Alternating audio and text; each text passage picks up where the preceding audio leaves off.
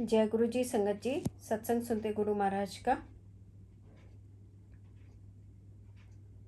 एक आंटी जी थी, तो उनकी जो सास थी वो बहुत बीमार थी।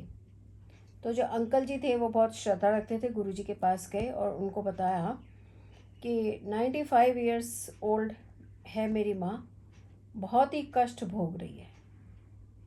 मन ही मन उन्होंने गुरु जी को ये बात बताई और उन्होंने प्रार्थना की कि अब उनको इन कष्टों से छुटकारा होना चाहिए।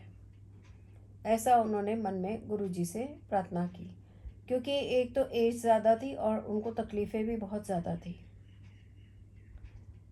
तो रात को गुरु जी महाराज आए वहाँ पे।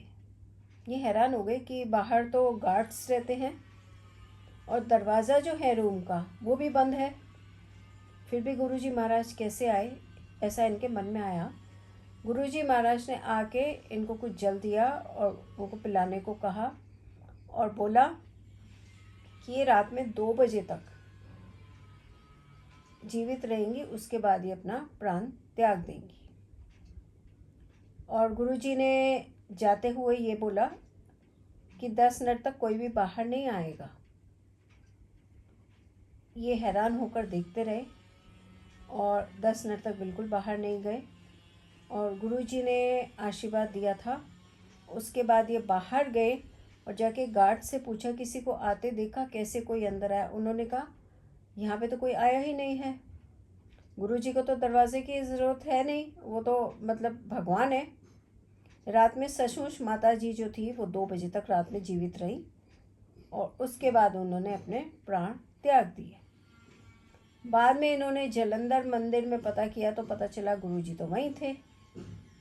मतलब गुरु जी महाराज एक साथ 2 स्थानों पे थे। 2 स्थान क्या, गुरु जी तो एक साथ पूरे विश्व में फैले हैं। हर संगत सोचती है गुरु जी मेरे पास हैं, मेरे साथ है, तो ये एक से अनेक कौन कर सकता है? सिर्फ परमात्मा।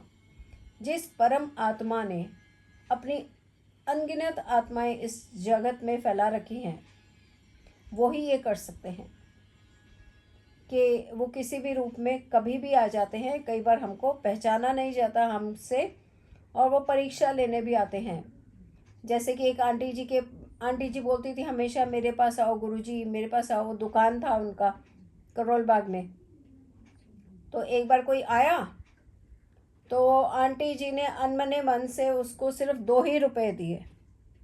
जब वो वापस आई गुरुजी के पास तो गुरुजी ने बोला, वैसे तो बोलती है कि आओ आओ, और जब मैं आया दुकान पे तो तूने 2 ही रुपए में मुझे भेज दिया वापस। तो आंटी जी बोली, गुरुजी वो आप थे, वो तो कोई और था। तो गुरुजी मुस्कुरा पड़े।